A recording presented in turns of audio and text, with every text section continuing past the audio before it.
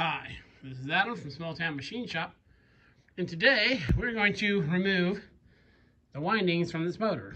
As you can see, they already dropped down a bit. I did some experimenting with removal techniques. I found one that works. We are on the press, just in case. I didn't know if I was going to need it. But no, actually, it's they're in these grooves.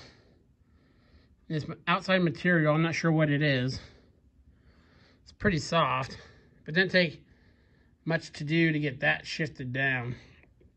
So what I'm going to do is continue with the hammer and get it out of there. My fear at the press, I don't know why I feared it. I was going to put a plate over here and try to push it down. This casting is pretty thick. I didn't think it would distort it or anything, but this way I'm just actually kind of the chisel's kind of actually cutting it away from where it's attached. See, it's in that little like recess right there. So I will set you up and you can watch me wail on this thing for a little bit. Okay, I'll bring you back.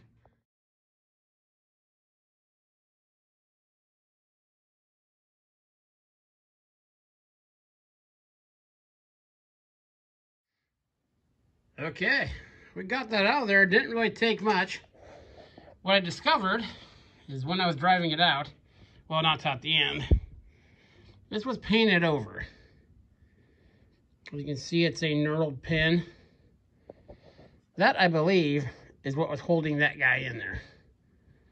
I mean, it was still a tight fit, but the hammer dissuaded out of there. So now I got the core out. So was that in the recycling bin. And I'm not going to title this video, How to Remove the Motor Windings from a Motor, because obviously there are, well, it depends. There's different ways. I've seen them spot welded in there, welded on the inside. If you happen to be working on one of these chin shins, that's how you take it out. So yeah, very cool. I thought that was going to be more of a battle. I was expecting to have to cut through this with the Sawzall, bring the cutting torch out, but no, the hammer and the chisel.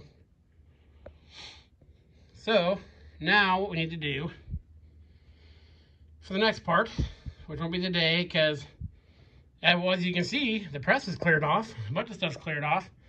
I have to move a bunch of machines because that lathe is still out in the driveway, and that's not ideal. I want it in the shop. But I want to get this done because I have to get the head on the milling machine to get the milling machine moved. So between moving stuff, I did this.